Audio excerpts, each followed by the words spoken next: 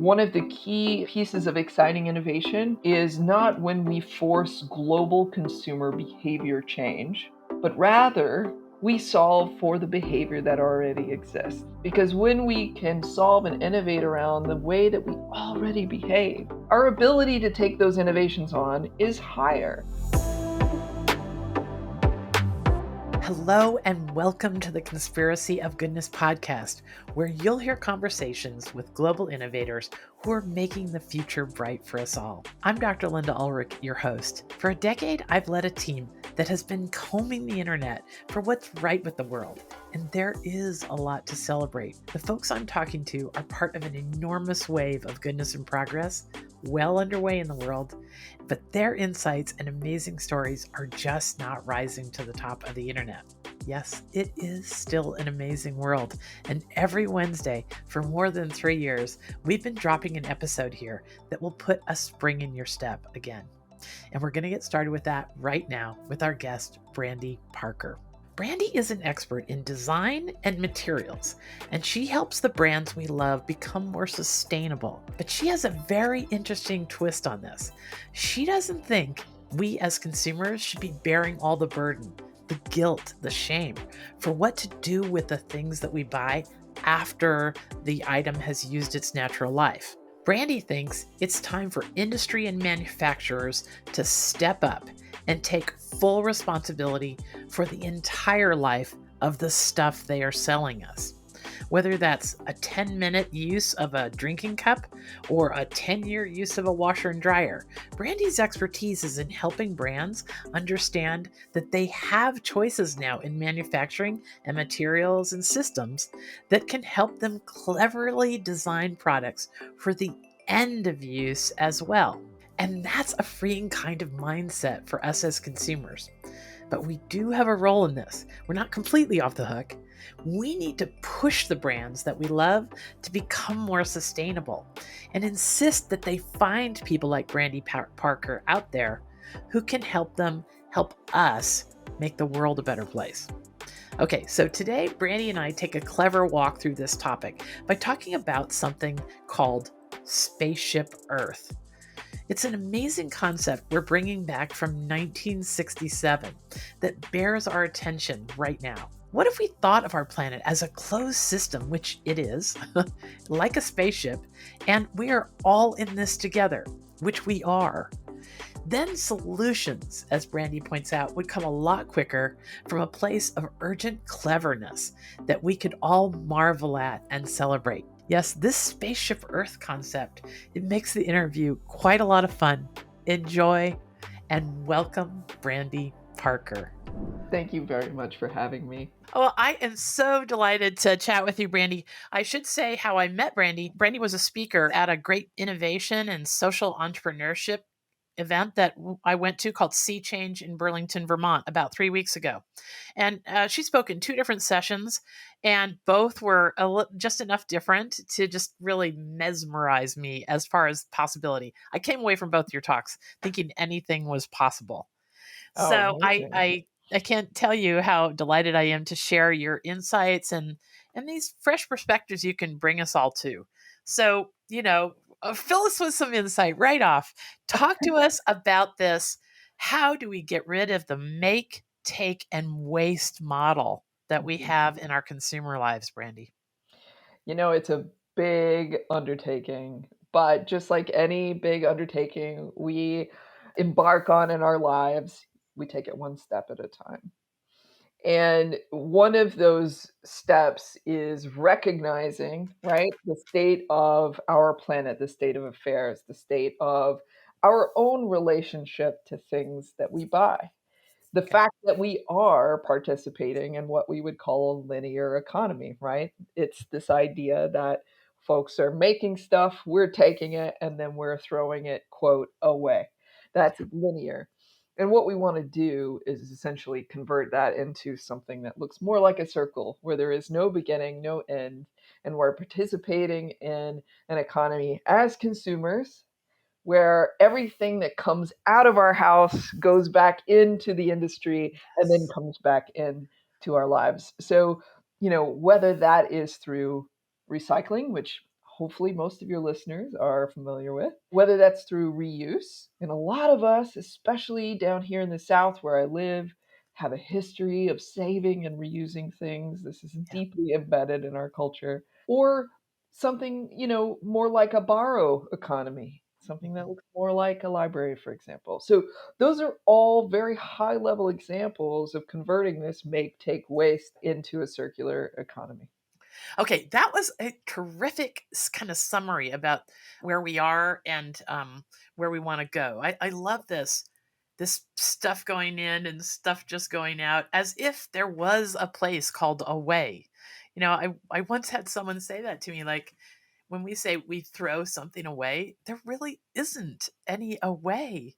It's Mm, as if we're on Spaceship Earth and we're just trapped with everything we came here with, and it's not going anywhere, and if we convert it to something that's not useful, it's just piling up. that's So right. when you and I had our pre-call, we had this amazing way that we decided to frame up this conversation today about Spaceship Earth. So tell me about this concept and where it came from, and give us some indication about how it works in our thought process going forward in this world. Absolutely. It's such a visual concept, right? Every one of us can attach to this idea that we're all riding on this spaceship hurtling through space. This was introduced to me. I found this essay by Kenneth Boulding, who is an economist. And in the height of the 60s, he gave this incredible talk, which he then converted into an essay, which was about Spaceship Earth. And really, what it was explaining is how resources are finite. Essentially, if you imagine we're riding in a spaceship and we've packed everything we're going to need on our journey, we don't have the option to get more. And there's, like you said, there's no away. It's all contained with where we live. And I was thinking about this concept when I read this essay. First of all, I didn't know I personally would ever care a thing about economic theories, but this really shined a light on the fact that I'm fascinated, right? Because it's all about how people interact with things and how people interact with each other and with the planet. And I just really hadn't thought of it that way. So it really opened up this whole awareness of a subject that I didn't know I was interested in. But Mhm. beyond that, it painted such a beautiful and simple picture, which I think we all need when we're talking about something as complex as sustainability. We know it's a big subject. It Yes. covers many, many individual topics. Obviously, my specialty is within consumer packaged goods, but it's obviously this very, very big topic. So this idea of Spaceship Earth was a way to very concisely simplify this enormously complex topic and also help us understand some of those limitations that we live with. And as creative people, I believe all humans are creative, how we work with those parameters and find opportunities. Oh my gosh. We laughed so hard when we came across this concept in that pre-call Mm. because I reminded you of a movie called The Graduate. Yes, that's right. All right. Yes. And there's this incredible parallel because one of the most important moments in the movie was when this graduate was having his graduation party in this fancy suburban household, and somebody calls him over to the corner of the room. A man calls him over and he just says one word to him. He goes, "Plastics." I love the way that you say that. It cracks me Yeah, up. he does. You just got plastics. Plastics. It's not lost on us the importance of the fact that the economics of the coming Spaceship Earth comment was done by Kenneth Boulding in 1966, and the movie The Graduate came out in 1967. Right there. Not a Right there. coincidence, I'm sure, because that is what we're all faced with. Just yesterday, I bought a light bulb for my refrigerator, Mhm. and it was in about this much plastic, a light bulb that big. Yes. Talk to us first. Just give us a little bit of awareness about the plastics landscape, because it is this amazing landscape of what's out there as far as change goes with alternatives to plastic for packaging. Just give us a little smattering of that world. Absolutely. When we say plastics, we're talking very specifically about petroleum based plastics. This modern material that is a miracle of material science, right? That's only been employed in use for, I would say, conservatively 60 years, but obviously a little bit longer, and depending on what kind of plastic we're talking about. So, right around that time that The Graduate came out, this started to come into everyday being. Certainly, when both of us were children and we walked down, let's say, the soda aisle in the grocery store, it was mainly glass. It wasn't plastics. And so the ubiquity of plastics has grown in a relatively short time. And obviously, the attention being called to this material is really about pollution. In 2018, Blue Planet 2 came out, really calling attention to the presence of plastics in the oceans and the damage it was doing. And I think that really sparked a fire in us understanding how much of a problem it really is. But more than that, we're realizing how much it's intertwined with our lives, how Mm. much work it does beneficially as well as destructively. And it makes plastics a very compelling topic to talk about, a very complex topic to talk about, and Mhm. also obviously not a very easy thing for us as a collective population to walk away from. Okay, so when I hear you mention this awareness of plastic in our lives, I think it has been building. I interviewed, and I'll any by the way, anything that Brandy and I talk about in this podcast in the way of books or other episodes or what have you, there'll be a lengthy article about this episode at the Goodness Exchange website.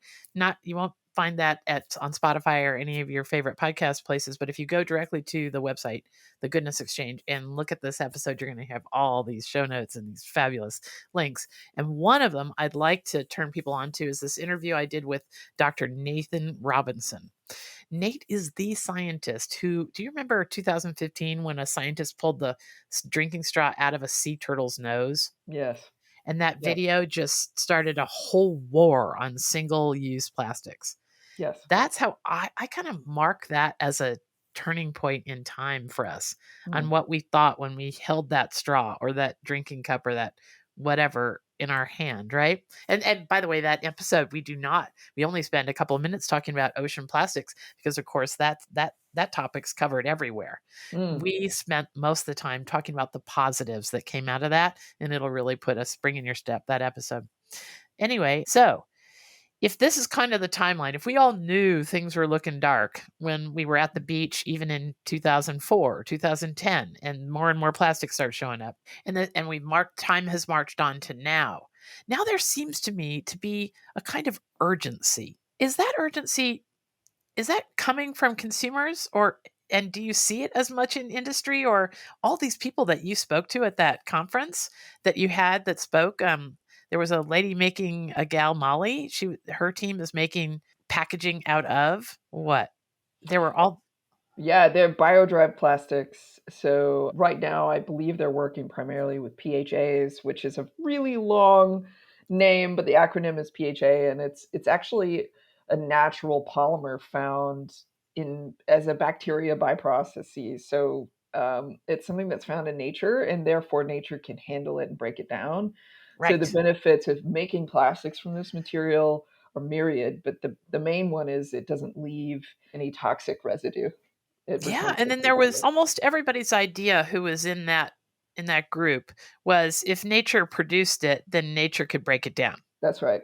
They That's right. even somebody was even proposing sort of these materials that actually would break down only when a certain thing activated their breakdown. So you could continue to use them for a while, and then they would break down. It's not like a paper drinking straw turns to mush after an hour, but Right. these materials were even timed to break down properly. Yeah, there's so many interesting sort of triggers that can happen. When we say the word biodegradable, it's kind of a blanket term for things that degrade with the assistance of biological processes with nature. And that can be sunlight, it can be moisture, it can be heat, it can be pressure, it can be all of those things, a few of those things. And so what's interesting is with the development in the biological metabolism, these bio-based materials, obviously the end of life, end of use of these materials is part of what makes them special and is a part in what is driving that innovation forward. How do we make things that play nice in the beautiful, perfect system of nature in which there is no waste? Oh, lovely. Okay. And one of the things that you talk about, which I really loved, was this post awareness issue. Talk Mhm. to us about this. Awareness gives us power, not shame. Yes, that's such an important takeaway from this podcast, I think, in our discussion is that, obviously all of us have our stories of how we were made aware of sustainability, of the plastics problem, or any aspect of any of those things. And for a lot of us, it was during the pandemic when we had a moment to be quiet and, reports were coming out like, the skies over this big city are kind of clear for the first time ever because we're not out, polluting the world and doing our usual thing. And so we got a real taste of our own individual influence on the planet and what's happening. So since that time, I've kind of, in my talks and in my conversations with people, I called it the post awareness era. Okay, we're aware. We know we Yeah. need to be moving towards sustainability in all aspects of our lives and businesses, and that we have a responsibility. However, it's time to also flip the script. It's time to flip that conversation from it being our problem as the consumers to deal with it. Here, you throw this away, or here you deal with this. It's yes, our individual voices are strong and worth a lot of power, right? The main reason you're seeing businesses in this post awareness era get into this, oh my gosh, we got to do something now, is because consumers are demanding it. There's a recognition that this shift needs to happen, and I would like to have all of us pat ourselves on the back as consumers demanding these changes, creating this sense of urgency for businesses and ourselves and how we participate in the global economy. This is part of the whole game. It seems to me, I'm not implying any conscious tactics at all, but this Mhm. is part of what's keeping us in this linear thing instead of helping us make a loop, is that industry and manufacturers are not responsible for the design, for designing for the whole entire existence of this thing in the world. They're just getting it into our hands and then leaving us to be feel sort of shameful about what happens with it end of use.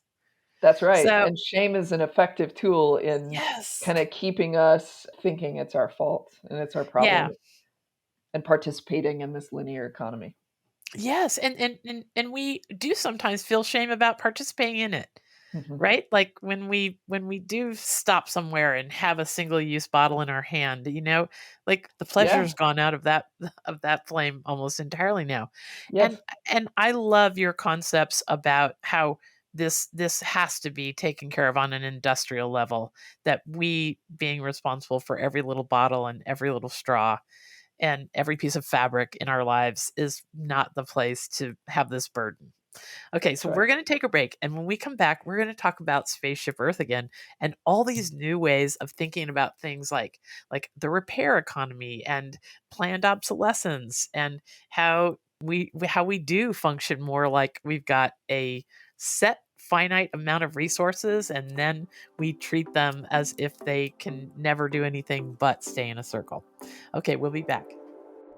You know how the constant negative noise in our digital lives feels like it's reaching a boiling point? Now, many of us have tuned out the news and social media almost entirely. Well, it doesn't have to be that way. There are newsworthy stories about amazing progress, innovation, leaps in human potential, and wonders in the natural world, and they're just not reaching the top of our feeds. We can have access to this, but none of us has the time or maybe even the emotional stamina to search through all the doom and gloom news to find what's right with the world.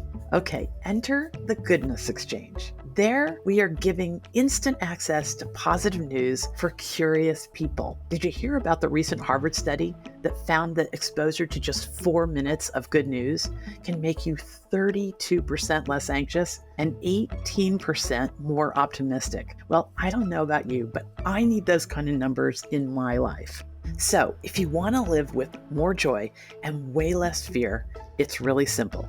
First, you join us at the Goodness Exchange. Everyone around the world has the opportunity to access this kind of content. And we've promised no politics for about a decade, so you're safe from all that distraction as well. Second, you allow this new, more positive, balanced worldview to put a spring in your step again. It can change the way you react to your kids, your coworkers, everybody you come in contact with. And the stories we write about can make you the idea person in your circles. These challenging times call for us to wake up and take control of our perspective. The people who use the goodness exchange have the ability to react to the harshness of the world much different because they know way more about what's right with the world. And that's a resource. So subscribe to the Goodness Exchange, our YouTube channel and the podcast, and use this content to live a more expansive worldview. It is still an amazing world out there, and you can be a part of it. Welcome to the Conspiracy of Goodness. Okay, we're back with Brandi Parker. Brandi is an expert on helping brands that we love become sustainable and then helping us love this consumer economy again where we don't have to feel so much shame. Mm. There is a way forward if we think about our planet and our role on it and industry's role on this planet as a spaceship, one closed loop system where we're never going to get any more resources and we can't really throw away, there is no away on the things that we discard at end of use. So in that line, Brandi, let's talk about things like the planned obsolescence, because Yeah. that is still probably a significant part of everything. What could cars be made so we essentially borrow them for their use and then give them back to somebody who takes them 100% apart and reuses all the Absolutely. materials? What about laptops and so forth? So talk to us about that, this planned obsolescence. Certainly. So planned obsolescence is a concept. It was an industrial idea, a way to prolong and proliferate profits. And really what it involves is all of us as consumers, right? We buy appliances. So major appliances you'd find in your kitchen, your washer, dryer, etc., your electronic devices, laptops, phones, anything that's complex, lots of materials, something that you feel compelled to buy ever so often rather than fix or repair. So, planned obsolescence was this concept essentially encouraging people to buy these really expensive appliances more often. And that was done either by planning in designs that they could improve at a certain pace to get people to buy it over and over, to upgrade, so forth. Those of us that use things like the iPhone are very familiar with every year there's a new model that you got to have, and here's why. But certainly all of us, myself and Generation X and older generations, we remember a time where some of these larger appliances were repaired. Yeah. We bought them once or twice in our lives, and it was repaired. I mean, my parents had a dishwasher from the time that they were married in 1976 up until pretty recently, and it existed because it could be repaired. And so what's happened is over time that concept of repair has gone away. E-waste, it's proliferated, these gigantic appliances going into landfill, which we all know is a terrible thing. So what people, so us, we as consumers have done is demanded things like right to repair. We want the right to be able to repair our devices if we so choose. There are people who are not inclined to do it, and that's fine. It's a convenience factor for them. It's whatever reason they have. But a lot of us would like the option of just replacing a battery, replacing a screen, modularly updating or upgrading our devices so that we can prolong their use. And obviously, that's a very beneficial thing from a sustainability standpoint. Keeps things out of the landfill, or at least keeps things in the circular economy longer. So this movement of right to repair is popping up across all things. I even know from a local standpoint, again, I'm based here in South Arkansas, a lot of farmers have tractors, and some of the modern tractors are so expensive, and they are incredibly expensive to take into the shop and fix. Whereas 30, 40 years ago, these same people with these same machines would have repaired them themselves because it would have been just get a part and repair it. And you could imagine loading and schlepping a large trailer to a shop. That's no small feat on top of the cost because of these proprietary requirements and the absence of right to repair. So it's it's a concept that will affect how we live our lives and our relationship to things, obviously, again, which is something I'm incredibly interested in. But it's beneficial in the ways that we can, again, continue to reuse or prolong the use of things. It keeps them out of landfill and keeps them out of this fictional place called away. Yeah, to our Spaceship Earth analogy, you Hmm. have this great rap about value chains. Yeah. Talk to us about the value chain. Absolutely. The value chain is something that is opaque to many of us just out in everyday life. And that's fine. Mhm. And I think there's going to be a point in our post awareness era where that's less opaque.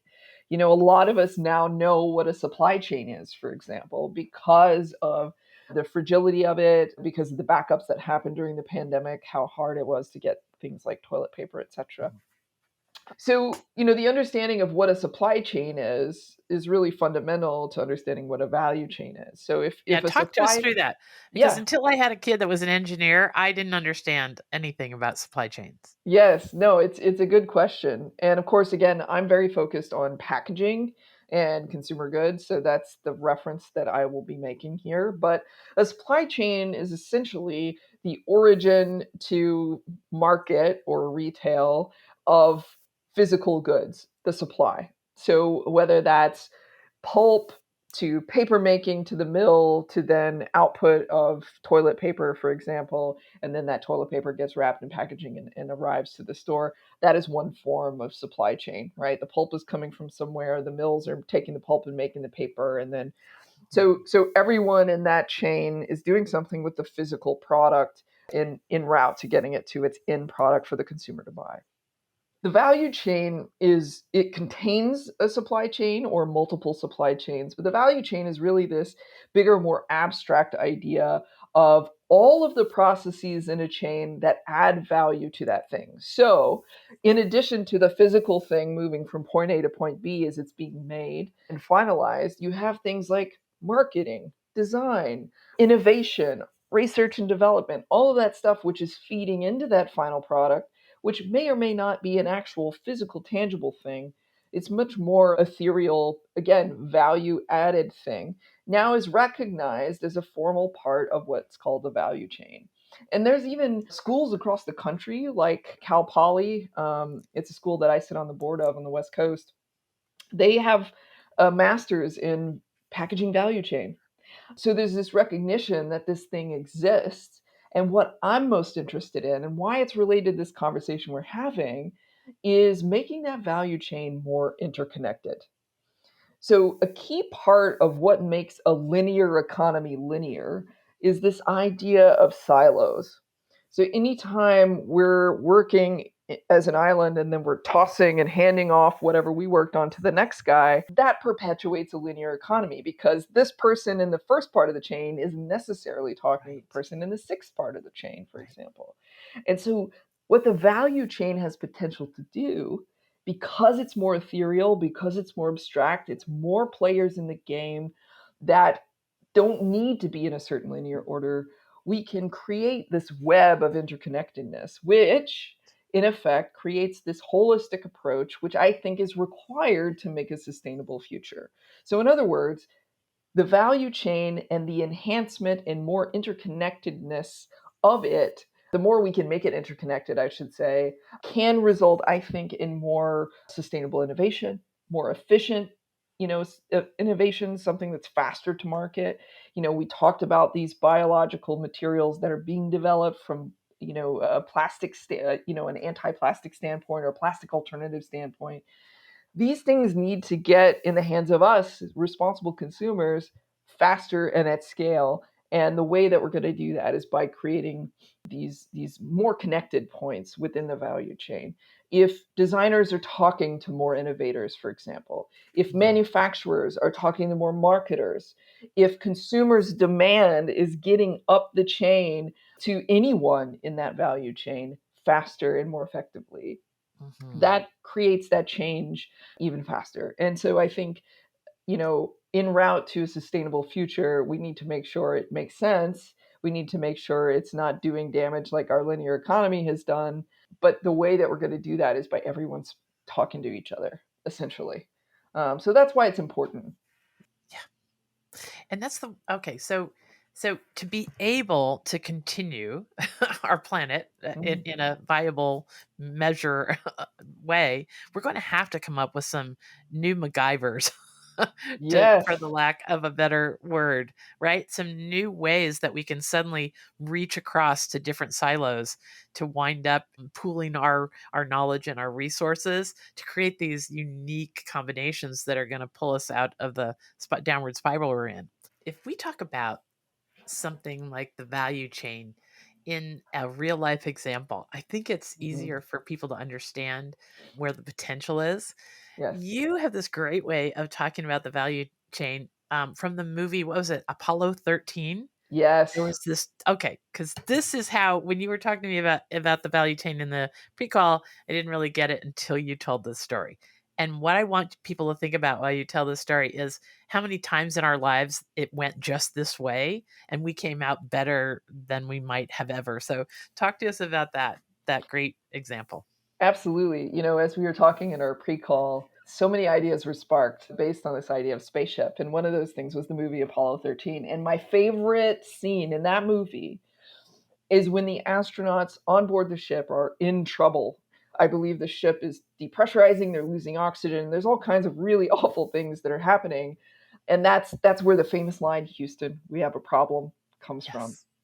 And Yes. so the astronauts call back down to Houston at the command center, and scientists, engineers, mechanics, everybody gets in a room and they grab all of the stuff that they know to be aboard that ship. And it could be parts of the septic system, parts of the food system, parts of the pressurization and oxygen system. And they get all those parts together and they start to solve the problem in real time. And to me, this is a beautiful example of the vision I have for the packaging value chain and what it can be. So if we imagine in the analogy here, the value chain being each of those systems on board that spaceship that make up the whole. So each individual system, the oxygen system, the waste system, all of those things being separate steps in that value chain. Imagine if those things weren't working together in something as close quarters as the Apollo 13 spaceship. It wouldn't work, right? All of those things have to be talking to each other. And in this amazing problem solving scene where they're connecting pipes to new things and taking things apart to try to fix all of the issues, it required a multidisciplinary approach. It required the scientists to talk to the engineers, to talk to the mechanics, to talk to everyone that was involved in building this thing, to have all of these points of view, to really create these innovative solutions that they were able to achieve in less than a day. It was so fast, and they saved these astronauts' lives and got them home safely because of this approach. And in essence, that analogy of Spaceship Earth, that analogy of all of the independent systems making up the value chain, becoming interconnected, having this meeting of the minds at the table from different disciplines, different skill sets, not being siloed in their approach is what made the difference. And so, yeah, I love that we arrived at that together. And it really is one of my favorite scenes in a movie of all time because it excites me, and it is, I don't know, a vision that I've had for problem solving my whole life. Mhm. Getting people from diverse viewpoints and skill sets together, that's the way you do it. When you look at this example of the Apollo 13, there was a level of inventiveness and collaboration Mhm. and these things that we really wish we were teaching children these days in education. Yes. There's another whole world of where we start this idea of collaboration, inventiveness, meeting the basic requirements in fresh new ways that we're going to get to as long as we have people like you pointing to what's possible. Talk to us about some cool thing that you know about that I'm unlikely to know about, and most of our listeners. Tell me about an area of development that, or a few that you think are promising. I'm really excited by all of the wonderful minds in materials innovation. Again, when we think about the things that we buy, innovative materials is one of many ways that'll get us there. You mentioned Modern Meadow. Molly and team over there are doing amazing things. Julia Marsh at Sway. There's a big movement in seaweed and seaweed extracts becoming viable material alternatives. There's a company doing something similar called Notpla in the UK. And what's interesting about them, they just won the Earthshot Prize. And then my friends at Sway and Julia and team, they just won the Tom Ford Prize. So they're not only is there innovation happening in these exciting places around materials, but it's being recognized by the industry and celebrated. And, a lot of people can say what they will about award schemes and award shows, but what awards do well is draw attention to things that, hey, we need to pay attention to this. Yes. This is exciting. And this is, something viable for our future. No, I'm imagining all of the scenarios where, we think about the word single use, for example, and that's usually in tandem with plastics, single use plastics. But there are other materials and things that we use that are single use. And suddenly that's started to mean bad things. But here's the good thing about single use, right? Sanitary. If we use things once, we don't have to wash it. We don't have to worry about germ spreading. So applications like our medical community, applications like when you're flying on an airplane and you don't want to be sharing germs with people, there's still reason for us to have things that are indeed single use. So, what I'm incredibly excited about is in this biological metabolism, the innovation happening around viable single use materials that return safely to the earth. And there's just so many examples of that, and a few of which I've mentioned. But to me, one of the key pieces of exciting innovation is not when we force global consumer behavior change, but rather we solve for the behavior that already exists. Because when we can solve and innovate around the way that we already behave, the adoption rate is higher. Our ability to take those innovations on is higher. So I'm really excited about that. And this whole idea of innovating around single use, it's a behavior we have. We've established it as something that can be safe and sanitary and make sense in certain situations. Innovation that plays into existing behavior is quite exciting. Now, Yeah, there's that's reasons, to change behavior, but I think where we can problem solve in that room, like Apollo 13, for what is happening now and what we need to do now is what gets me going in the morning. so something we talked about that was, I think, a pretty interesting connection to what you just said is convenience. So our habits related to convenience is there we go.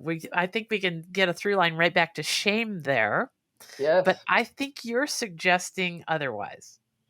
that's right. I mean, we we have been trained as a global community in what is convenient and how we want to live our lives in a more convenient way. And I do a whole talk in my day to day around convenience. It's a really complex subject, like everything I guess I choose to be interested in.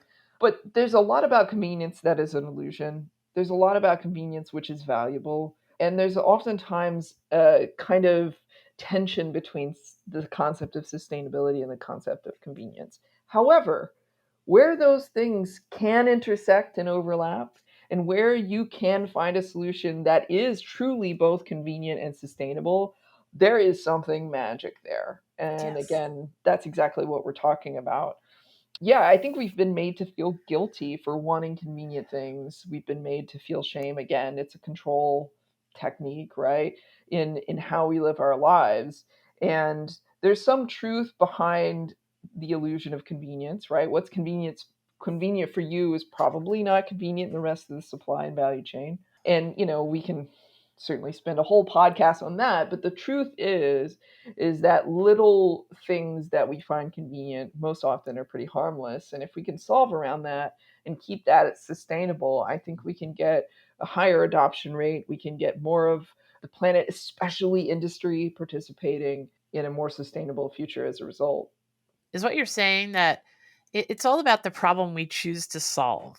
That's Like right. if we decide to focus on getting rid of single use containers or plastic or whatever, that is a problem. But we could be trying to solve our way right into a life that feels a lot less convenient, that feels like a general loss. Like if I have to carry my 50 pounds worth of milk bottles or mason jars into the grocery store, that that feels like it doesn't feel like a habit I'm going to be able to sustain. But if we can think our way around containers in general that have a specific life and they biodegrade naturally into something maybe even better, we're going to have a lot more success changing consumer sentiments, and even maybe getting people to want to pay a little bit more for packaging that has some generative ways of making the world a better place. Absolutely. No, you have it right. And if I was to say it, I guess, more succinctly for the audience, it would be, let's make sure we're solving for, individual contexts. Let's make sure that in terms of materials, the life of that material, the durability of that material matches its use case. Yeah. So, in other words, something as durable as plastic that lasts thousands of years should not necessarily be used for single use. That's going to be used for 20 seconds, 2 minutes, whatever it is. The lifetime of the function should match, how long it sticks around after you're done with it. The other thing that I'll say is, in terms of convenience, like the example you just mentioned, schlepping a bunch of jars to the grocery store, I don't know if that's ever going to be something that takes off. However, imagine you're, I don't know, like at a restaurant, right? You're already using reusable plates and glasses. They wash them and you use them with the next customer. You're not taking things away. At a bar, there's a bunch of single serve bottles on the shelf. What if it was all bulk and you just reused and they just refilled those bottles at the bar? So there's cases where refill and reuse makes sense, where it doesn't put that extra burden on us as individuals, where it makes sense in some of these quote on-premise locations. So it's really solving for the context, right? It's really keeping in mind what is happening in this scenario and what makes sense for it. And of course, there's no panacea. You've heard probably many times there's no silver bullet for sustainability.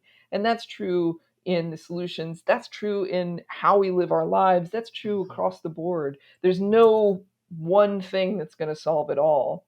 Mm-hmm. And, I would even argue saying, we should be plastic free is another one of those kind of misleading statements where, yes, we should reduce our use of plastic, but we should use it for what it's good for and then find a really responsible way to recycle it or keep it in the circular economy. But we're not Yeah. there yet. Yeah. Back to our original concept in this interview is that plastics in 1967 seemed like the answer to everything, and then we made it so. That's right. And then it turns out it isn't. And then here we are. So maybe there are uses of plastic that can make perfect sense for 1,000 years, but we should use it for things that need to last 1,000 years. That's exactly right. What if it Or, was that simple? Yeah. what if? What if? I mean, look, I'm optimistic. I really think you have to be optimistic if you're in this line of work of working on sustainable solutions. It's easy to be depressed and overwhelmed, and I understand why. And of course, there's a lot of people out there that feel that way. But I, the more I learn, I do get overwhelmed, but I don't get jaded yet. I'm still optimistic. Okay, so if we get back to our analogy about Spaceship Earth, okay? Hmm. So what I hear you saying is that right now we have a model that kind of treats us as the little people on the planet that just got to make whatever NASA gave us work, Hmm. right? Right now we're in that position. We somebody else built the spaceship. They gave us what they gave us, and then they completely washed their hands of responsibility, right? Thanks, everybody. Yes, no, that's Yes. right. Okay, and I'm not implying bad intention. We just are where we are. We weren't thinking of this planet as a finite place, a little orb with a thin atmosphere that we Mhm. could so easily mess with. We weren't thinking of it as a place where materials that we needed to mine would run out. Okay, Yes. so the way I hear us talking is that if we all in our daily lives as consumers rewarded industries, individuals, organizations that helped us treat the planet more like we're all in this together, Mhm. like and put us in a position to be able to do more of the Apollo 13 kind of story, work together, collaborate, be ingenious, bring things from different silos. The more we reward industry that industries or individuals or corporations or individual corporations that are doing that, the more we promote something that we can all be glad we passed on to two generations from now. Is that decent That's enough of a summary? I love that summary. I love it so much. I All think right. So you got to talk to me about how you got here. I've started asking people because it takes some courage to think like you do. I mean, because you've been at this a while, and probably just now society is catching up with your what you were passionate about, right? that's Was right. there 10 years ago, 15, 20, when you were like the person with the tinfoil hat? I've had varying degrees of diving into this world of sustainability over the last 20 years. But I would say even and I was thinking about this after our pre-call. I remembered suddenly, oh my god, I helped start the sustainable club at my high school. That was 1993. We had an environmental club. That's of course what they called it then. And I was one of the founding members. And it was a passion project that really was born out of my parents showing me that, hey, at the time we could take aluminum cans to the recycling center and get cash right then. Do you remember those times? Did you ever have Yes, that in Vermont? yes, yes.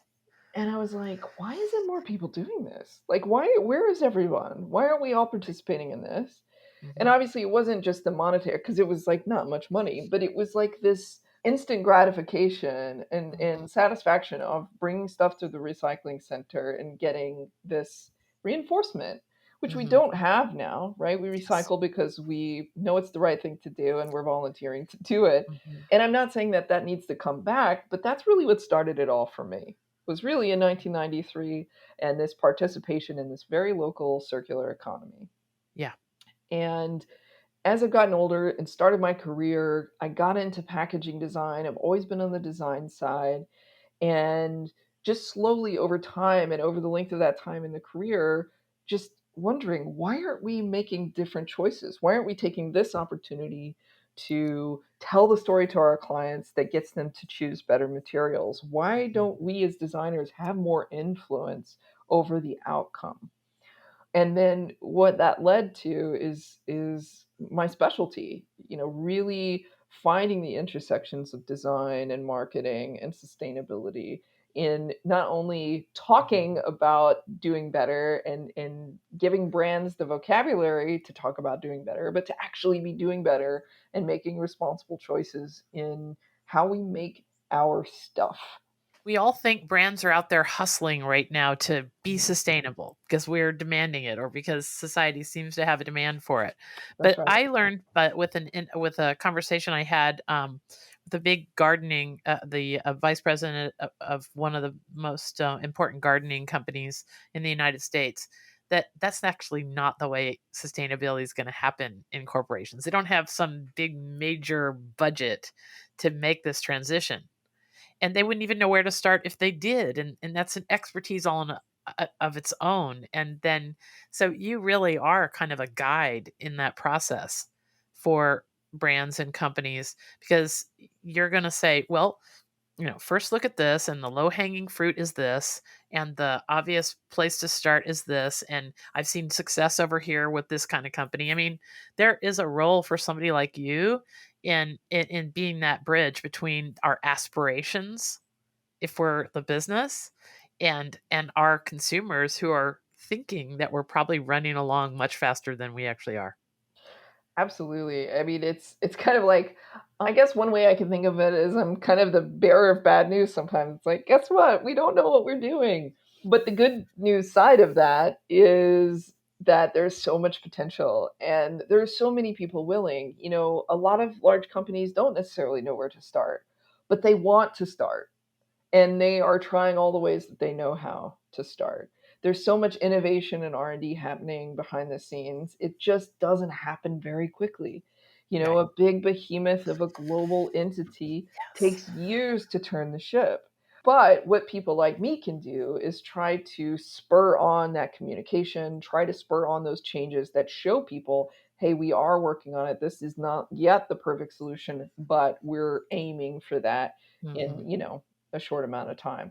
So Yeah, and any way, again, that we can make the process of innovation and our sustainable future happen more quickly, that's what I'm very interested in finding how to do. How do we do it quickly, but do it with everything we need to keep in mind, like Yeah. end of use, end of life, all of these things, our closed system of Spaceship Earth. How do we keep all of that in mind and still move as quickly as we need to?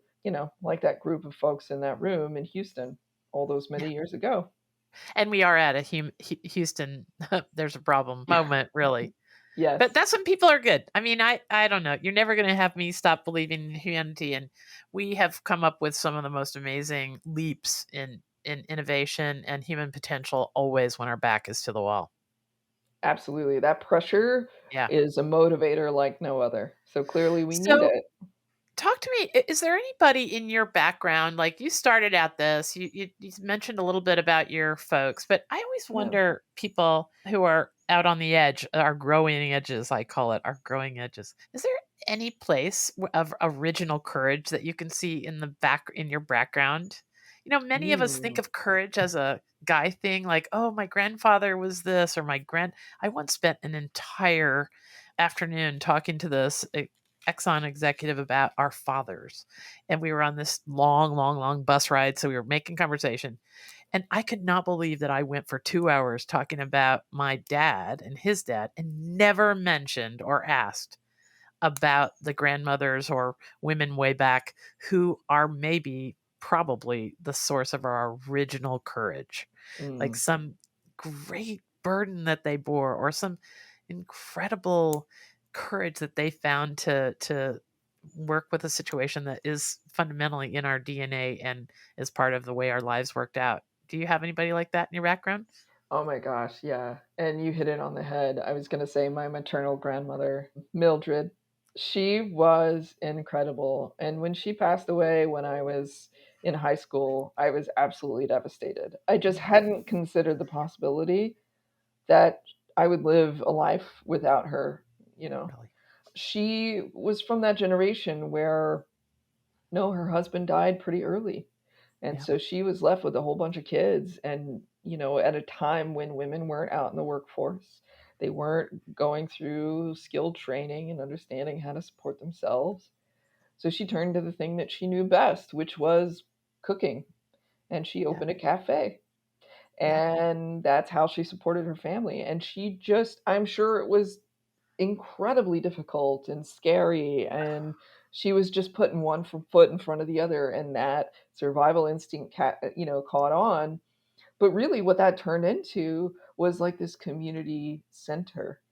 It became a gas station and Mm, cafe, and you could go in and stop, and people from all around knew who she was. yeah. And of course this didn't exist when I came around when I was born, but I heard stories about it. I heard stories about when she was 8 years old, and there was a huge oil boom here in this part of the country, and so her mother was running a boarding house for all the workers that were coming into this area of the country to try to get rich on oil.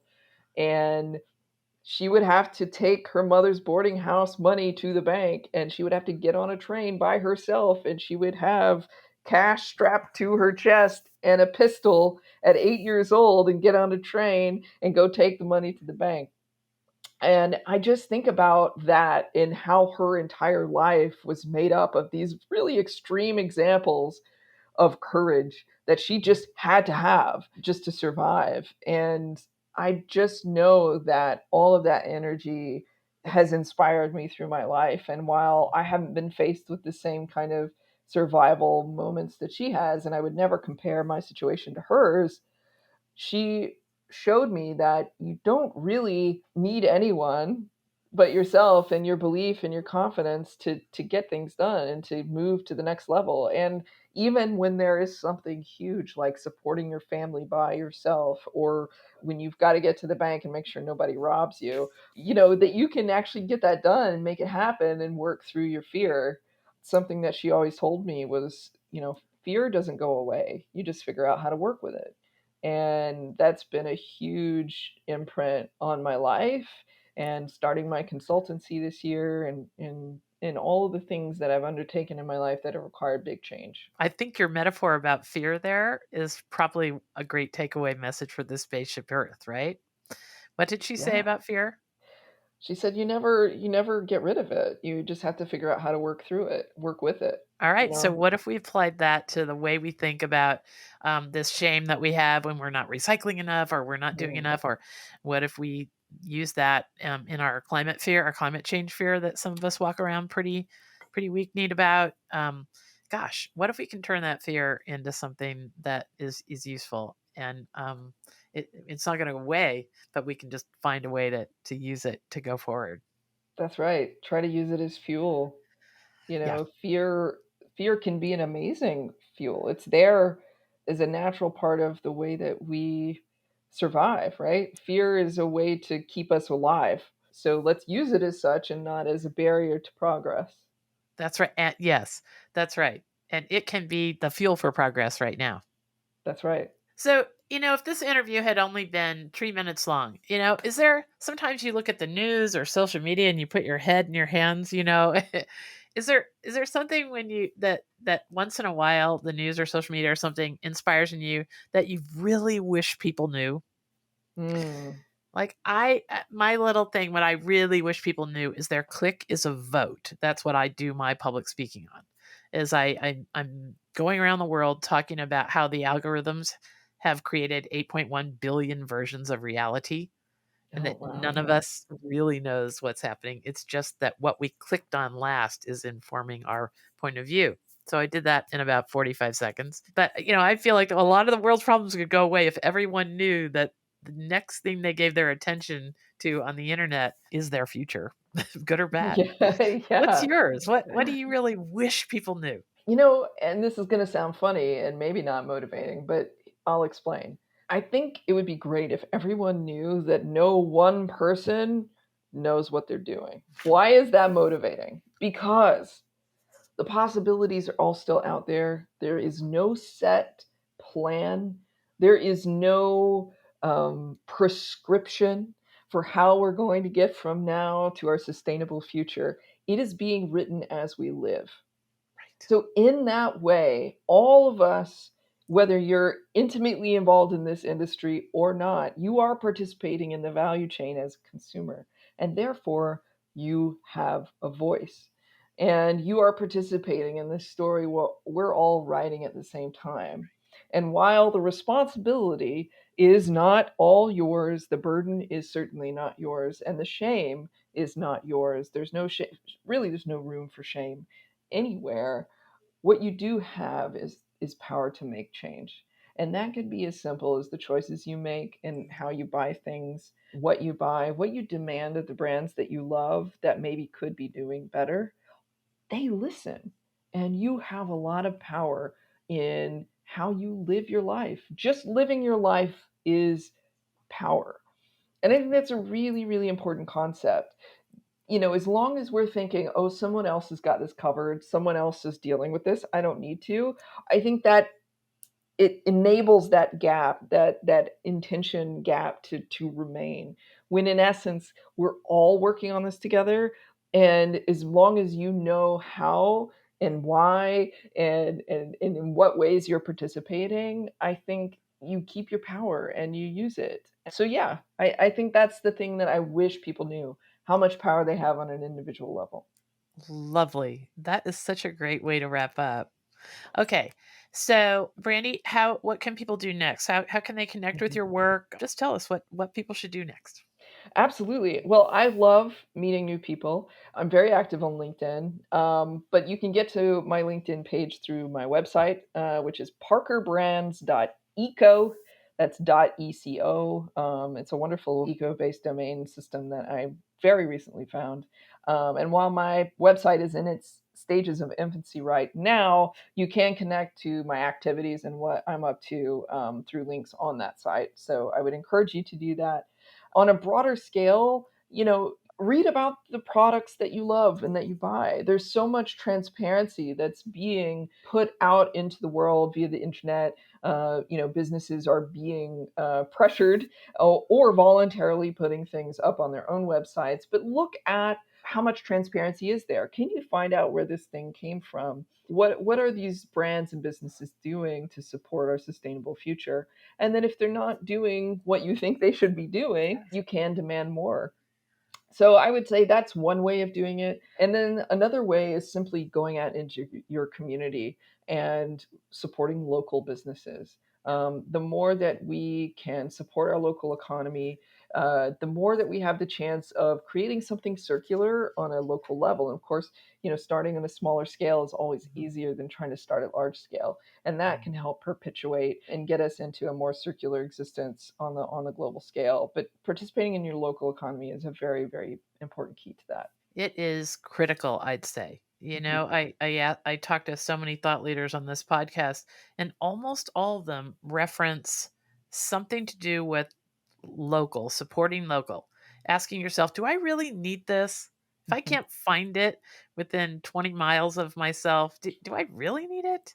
Or finding a substitute locally, or borrowing, or all the things that we could be doing instead of consuming, consuming, consuming. That's Well, right. thank you That's right. so, so much for the insights that you brought us today. Again, I encourage you to go to the Goodness Exchange, look at this episode and all the extra information that will be there. And then there's our YouTube channel. We are reconstructing our YouTube channel at the Goodness Exchange. And there you'll find a whole lot of 1 minute wisdom clips from this episode. And we're probably going to find a very nice little mini course of 3 to 5 minutes where one of Brandy's best insights is right there as a nugget for us to get to. So join us at the Goodness Exchange YouTube channel as well. Okay, well, thank you, Brandy. I hope that the insights that Brandy and I shared with you today will keep a spring in your step, and we'll see you next Wednesday for another episode of the Conspiracy of Goodness podcast. Thank you so much.